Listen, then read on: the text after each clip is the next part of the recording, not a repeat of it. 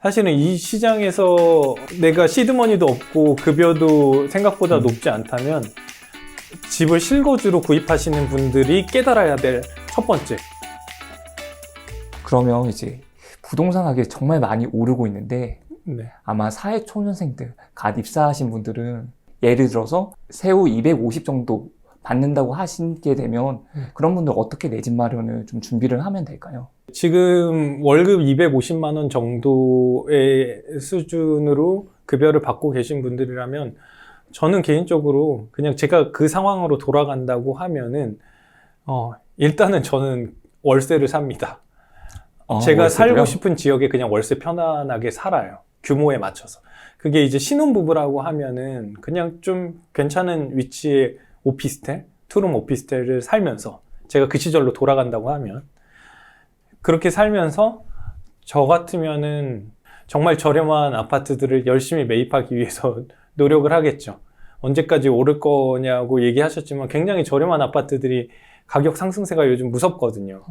근데 이게 맞냐 그러냐의 문제가 아닌 시장이 돼버린 거예요. 이 부동산이 가치 있는 부동산이야?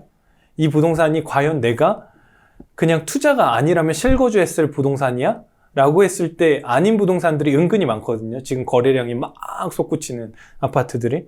근데 냉정하게 얘기하면은 제가 투기꾼이 되라는 얘기가 아니라 선택의 문제인데 내가 모은 시드머니가 월급 250으로 작다고 하면 선택지가 없는 거예요. 지금 현재는.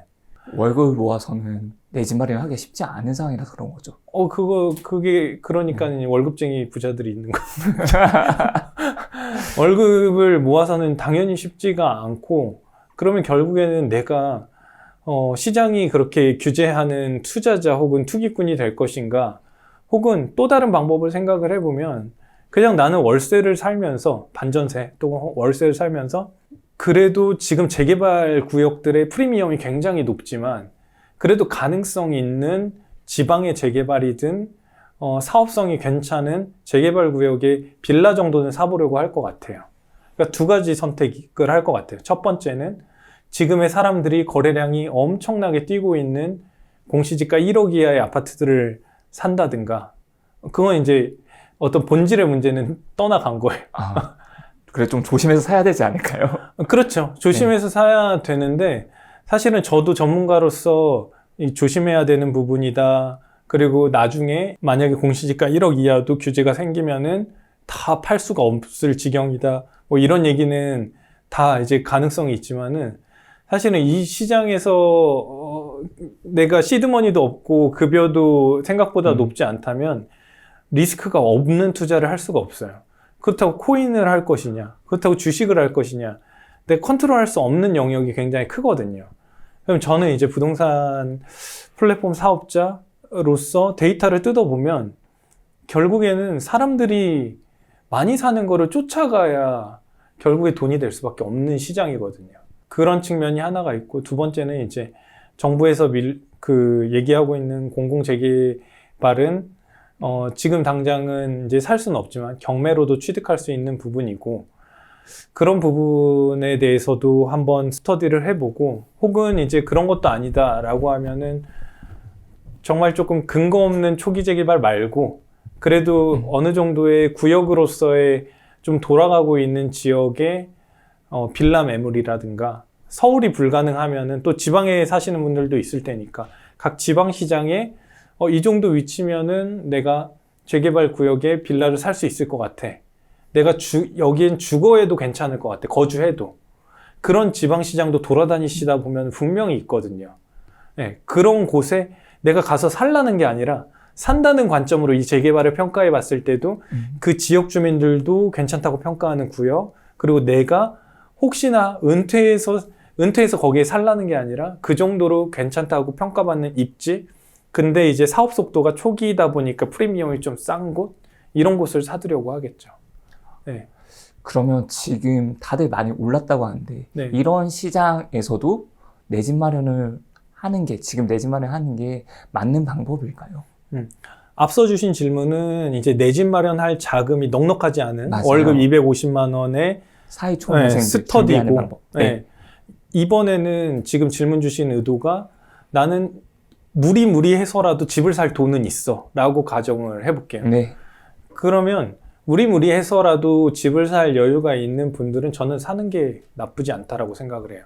나쁘지 않다라고 하는 이유는 첫 번째는 너무 올랐기 때문에 아주 베스트는 아니지만 그래도 사는 게 맞는 이유는 현재 매물 공급이 원활하게 될 가능성이 별로 안 보여서예요. 그러니까 시장에 조금이라도 나가보시면, 중개업소에 나가보시면 정말 멀쩡히 살 매물이 없어요. 어떻게 보면 스터디를 해보면 현장에서 떨어질 가능성이 별로 없어 보이는 거죠. 매물이 풍족하고 그거를 살 사람이 정말 극명하게 없어야 되는데 살 사람이 많은 건 아니지만 그 적은 매물을 가지고 경쟁하고 있는 시장 상황을 봤을 때 별로 떨어질 가능성이 높아 보이진 않습니다. 그래서 지금의 가격을 인정하고 사되 하락기가 오더라도 또 기회가 늘상 있으니까. 네. 그 기회라고 하면 좀 갈아타는 방법이라든지 이런 그렇죠. 말씀하시는 거죠. 그렇죠. 네. 지금 비싼 가격에 샀다고 해서 내가 그 정도의 자금은 있으니까 사시는 거거든요. 영끌을 했다고 하더라도. 그래도 그 상황에서도 계속 매물 공급이 줄어들면은 가격 상승을 계속 보셔야 될 거예요. 그럼 방법은 두 가지예요. 내가 3기 신도시 청약해서 당첨돼가지고 계속해서 반전세나 전세로 살고 있다 글로 넘어가거나 아니면 그냥 지금 이 가격을 인정하고 사거나. 그래서 청약 가점이 높거나 3기 신도시 당첨 가능성이 높으신 분들은 당연히 전세나 반전세로 계속해서 버티시면서 3기 신도시에 들어가시는 게 맞고, 그게 아니다, 나는 가점도 높지 않고 뭐 자녀도 없다, 그럴 계획도 없다 라고 하시면 지금 가격을 인정하고 사시는 게 또 맞고요. 그렇게 좀. 어떻게 보면 가격을 인정하는 게 중요할 것 같은데 그렇죠. 인정하기가 그게 쉽죠. 내가 이전 가격을 알다 보니까 네. 그 지금 오른 가격을 인정하기는 쉽지가 않은 것 같아요. 인정하기 쉽지 않죠. 네. 인정하는 가장 좋은 방법은 상대 비교예요. 예를 들면 우리 그 말씀하신 대로 경기도 북부가 저평가되어 있는데, 저평가되어 있다는 건 거기 입주민들 입장에선 집을 아직 안 사고 있다는 거 아니겠습니까? 투자자도 사지 않는다는 얘기잖아요. 그러면 이 지역의 34평이 3억인데 이 동네는 안 올라 라고 마음속으로 생각할 수도 있지 않습니까? 근데 그것보다 조금 지하철 한 2정거장, 3정거장만 가는데 거긴 이미 막 올라 있어. 여기도 이 지역이 3억이고 이 지역이 4억인데 여기는 5, 6억 하고 있어. 근데 우리 동네는 안 올라. 어차피 이 동네는 안 오를 거야. 이런 마음을 가지고 있는데, 그러면 상대 비교를 안 하고 사시기 때문에 사실은 안 올라라고 판단을 하는 거예요. 근데 돈이 볼 때는 여기가 4억에서 5, 6억 돼 버렸으면 저기가 싸 보인다는 생각을 계속 하게 될 거거든요.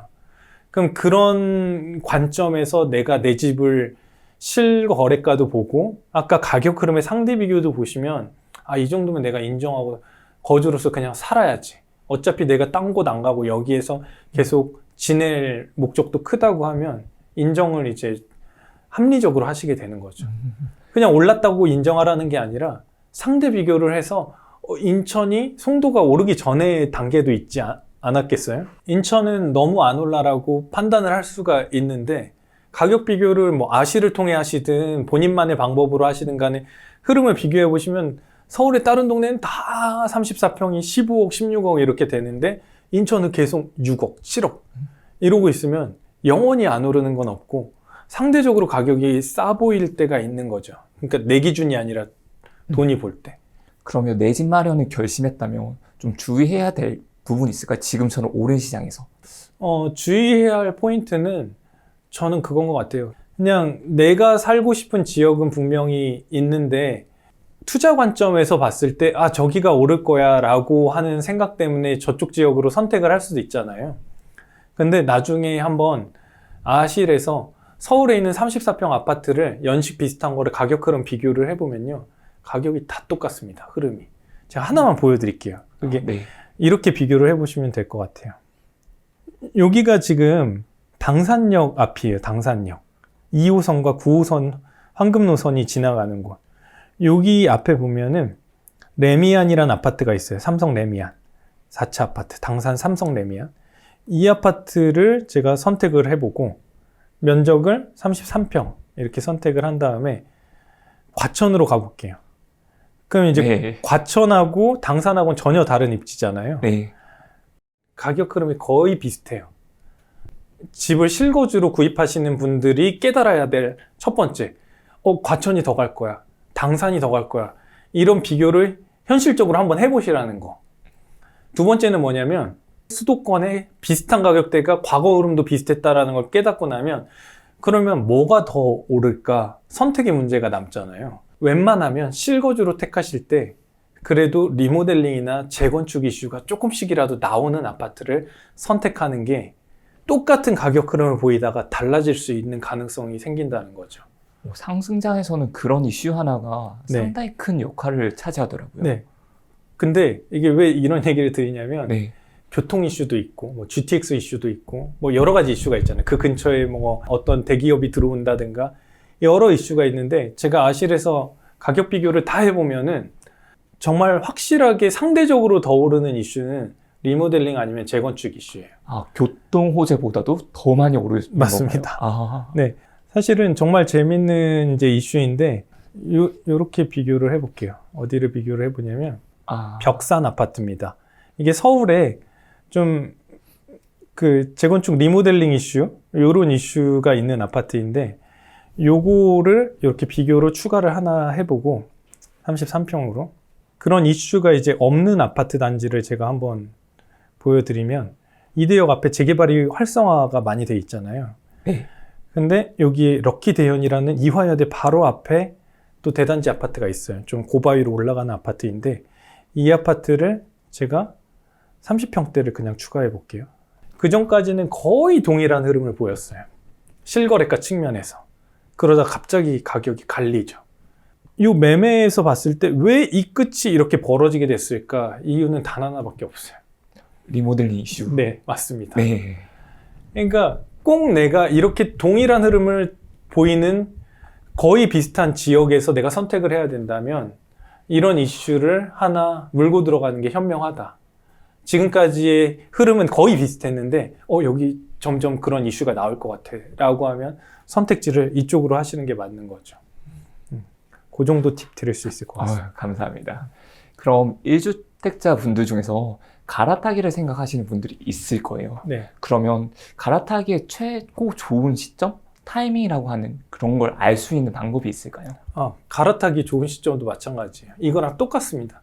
그러니까 어차피 갈아타기를 한다는 건 더 좋은 입지로 거슬러 올라간다는 건데 지금 보시면 어떤 분은 당산이 더 입지가 낮다. 어떤 분은 과천이 더 낫다. 주장할 수가 있어요. 카페에서 싸울 수도 있고. 근데 가격 흐름만 놓고 보면은 거의 비슷하게 흘러왔단 말이죠. 이거는 내가 이 흐름을 보기 전까지 모르는 거예요. 이렇게 흘러왔는지도. 그러면 결국에는 갈아타기 한다는 것도 상대적으로 가격이 더 점프할 수 있는 부동산을 사놔야 그 점프가 됐을 때 더 좋은 부동산이 점프를 안 했을 때 갈아타기 할 수 있는 거거든요. 이해되시죠? 네. 그래서 이 부분도 갈아타기 하는 시점이 중요하다기보다 어떤 유형의 상품을 선택하느냐가 저는 더 중요하다라고 판단이 들어요. 네. 물물 교환이다 보니까 상승장에서도 일단 그렇죠. 좀 좋은 입지가 가격이 좀 덜 올랐을 때, 그렇죠. 좋지 않은 입지가 가격이 올랐을 때 갈아탈 수 있는 거고. 왜냐하면 내가 선택한 거는 서울이든 부산이든 같은 가격대는 다 비슷한 가격 흐름을 과거에 보여줘요.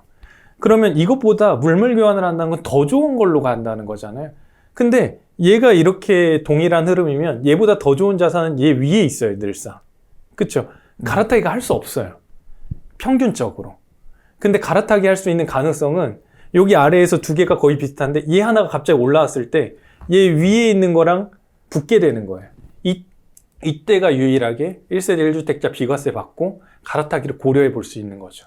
즉 벽산이 방금처럼 올랐다고 치면 내가 성동구에서 이쪽에서 한번 강남 언저리 혹은 송파 언저리로 건너 뛰어가 봐야겠다. 이 점프 시기 때 이렇게 할 수가 있는 거예요. 근데 그게 아니라면 거의 물물 교환이 거의 불가능합니다. 상승장 때.